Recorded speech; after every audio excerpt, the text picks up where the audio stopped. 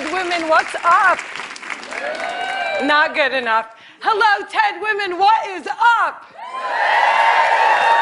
My name is Mayson Zayid, and I am not drunk, but the doctor who delivered me was. He cut my mom 6 different times in 6 different directions, suffocating poor little me in the process. As a result, I have cerebral palsy, which means I shake all the time. Look. It's exhausting. I'm like Shakira meets Muhammad Ali.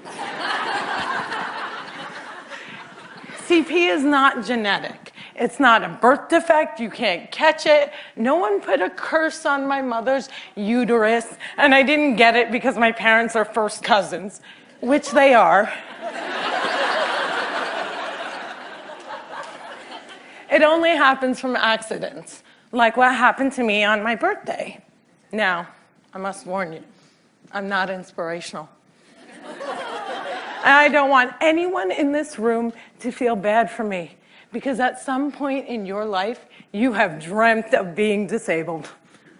Come on a journey with me. It's Christmas Eve. You're at the mall. You're driving around in circles looking for parking. And what do you see?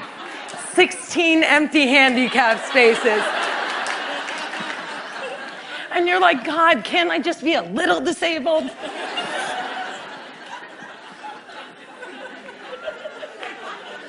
Also, I gotta tell you, I got 99 problems and palsy is just one. If there was an oppression Olympics, I would win the gold medal.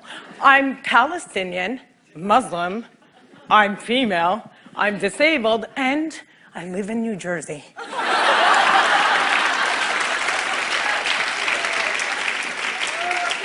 If you don't feel better about yourself, maybe you should.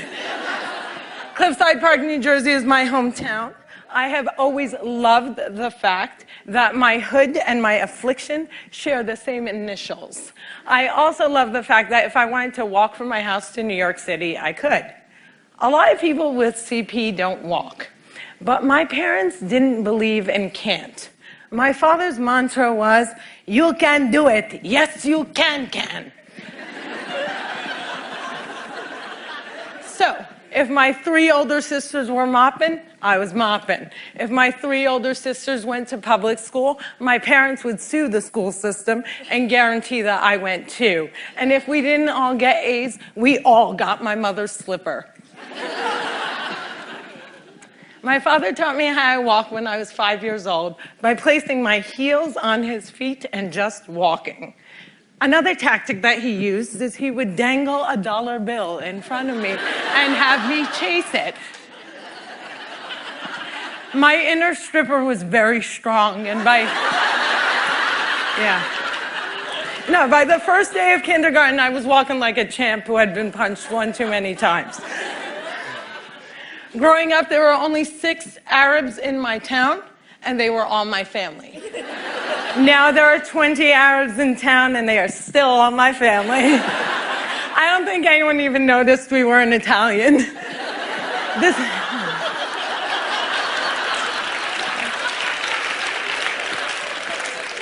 This was before 9/11 and before politicians thought it was appropriate to use "I hate Muslims" as a campaign slogan. The people that I grew up with had no problem with my faith. They did, however, seem very concerned that I would starve to death during Ramadan. I would explain to them that I have enough fat to live off of for 3 whole months, so fasting from sunrise to sunset is a piece of cake. I have tap danced on Broadway. Yeah, on Broadway. It's crazy. My parents couldn't afford physical therapy, so they sent me to dancing school. I learned how to dance in heels, which means I can walk in heels. And I'm from Jersey, and we are really concerned with being chic. So if my friends wore heels, so did I. And when my friends went and spent their summer vacations on the Jersey Shore, I did not. I spent my summers in a war zone because my parents were afraid that if we didn't go back to Palestine every single summer, we'd grow up to be Madonna.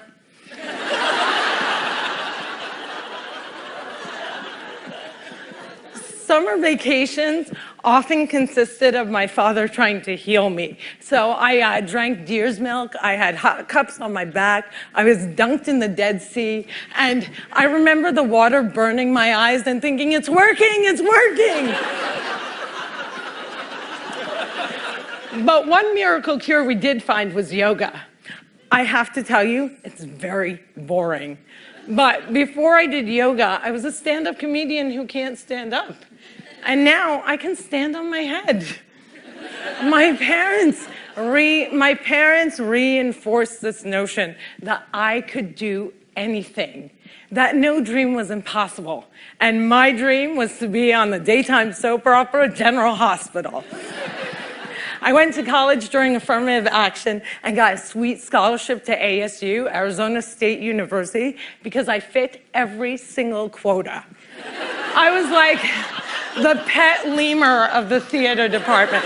Everybody loved me. I did all the less than intelligent kids' homework. I got A's in all of my classes, A's in all of their classes. Every time I did a scene from The Glass Menagerie, my professors would weep. But I never got cast. Finally, my senior year, ASU decided to do a show called They Dance Real Slow in Jackson.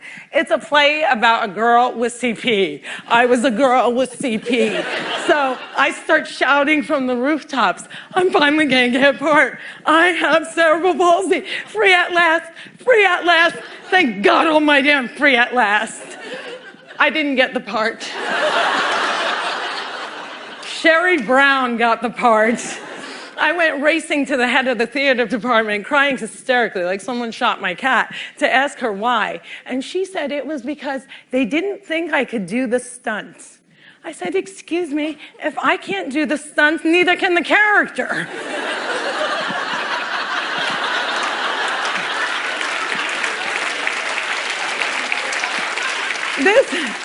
This was a part that I was literally born to play, and they gave it to a non-palsy actress. College was imitating life. Hollywood has a sordid history of casting able-bodied actors to play disabled on screen. Upon graduating, I moved back home, and my first acting gig was as an extra on a daytime soap opera. My dream was coming true. And I knew that I would be promoted from diner to wacky best friend in no time. But instead, I remained a glorified piece of furniture that you could only recognize from the back of my head. And it became clear to me that casting directors didn't hire fluffy ethnic disabled actors. They only hired perfect people. But there were exceptions to the rule. I grew up watching Whoopi Goldberg, Roseanne Barr, Ellen, and all these women had one thing in common. They were comedians. So I became a comic.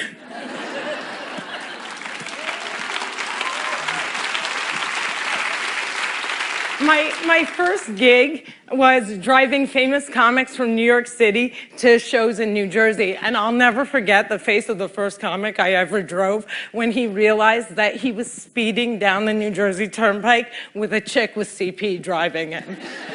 I performed in clubs all over America, and I've also performed in Arabic in the Middle East, uncensored and uncovered. Some people say I'm the first stand-up comic in the Arab world. I never like to claim first, but I do know that they never heard that nasty little rumor that women aren't funny and they find us hysterical. In 2003, my brother from another mother and father, Dean Obidala, and I started the New York Arab American Comedy Festival, now in its 10th year. Our goal was to change the negative image of Arab Americans in media, while also reminding casting directors that South Asian and Arab are not synonymous.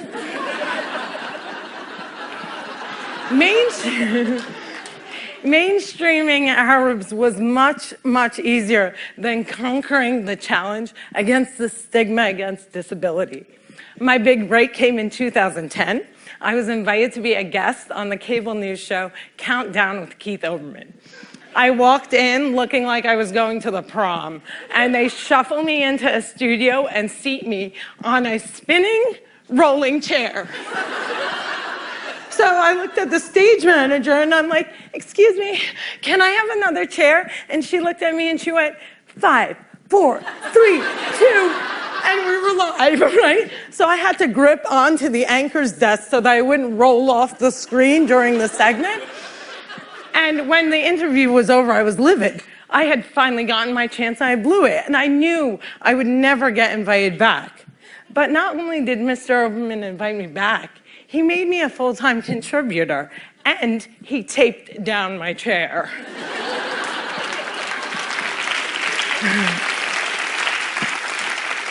One fun fact I learned while on the air with Keith Olbermann was that humans on the internet are scumbags.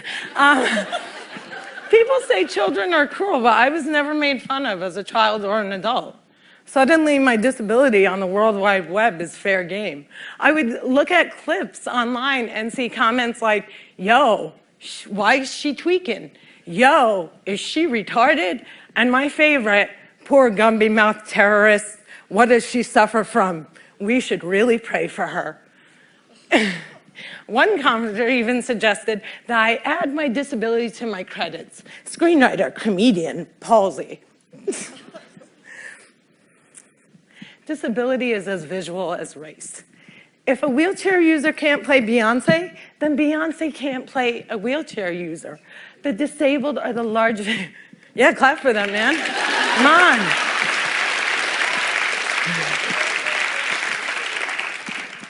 People with disabilities are the largest minority in the world, and we are the most underrepresented in entertainment. The doctor said that I wouldn't walk, but I am here in front of you.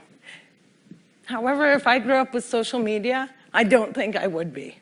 I hope that together we can create more positive images of disability in the media and in everyday life. Perhaps if there were more positive images, it would foster less hate on the internet. Or maybe not. Maybe it still takes a village to teach our children well.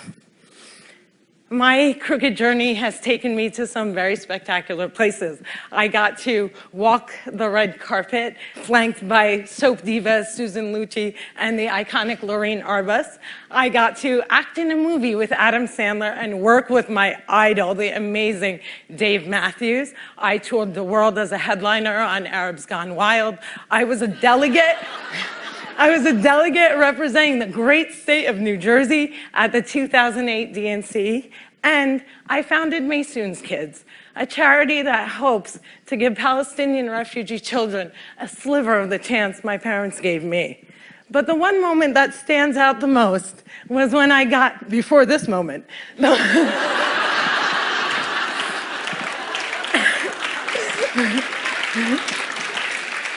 but the one moment that stands out the most was when I got to perform for the man who flies like a butterfly and stings like a bee, has Parkinson's and shakes just like me, Muhammad Ali.